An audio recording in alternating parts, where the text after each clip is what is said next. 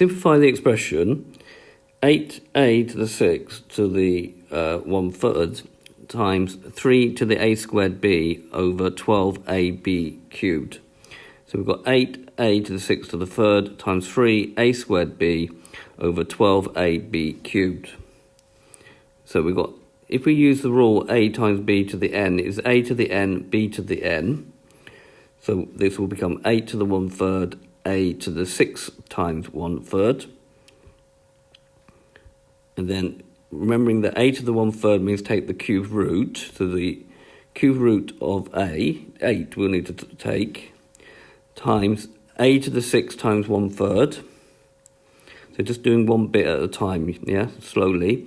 3 divided by 12. So 3 goes into 3 once and into 12 4 times. So just write that now as 1/4. And then here we apply the rule a to the m over n is equal to a to the m minus n.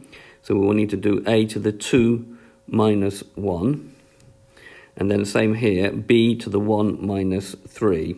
Now it looks quite complicated, but we'll just work with each bit. The cube root of 8 is 2. A to the 6 times 1/3 is a squared. We'll leave the quarter in. A to the 2 minus 1 is a. And then b to the 1 minus 3 is b to the minus 2.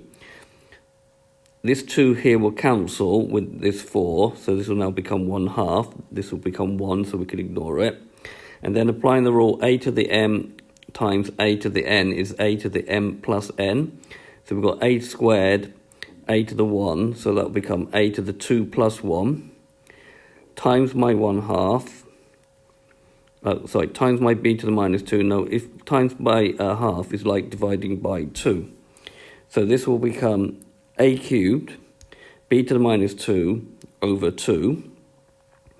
Now, if we now apply this rule in reverse, the one that this rule here, a to the minus n is 1 over a, that means we can rewrite this as a cubed over 2b squared, which is the final answer. So this has been a video to show you how to simplify a complicated expression using the rules of indices. I hope you've understood, and I thank you very much for watching.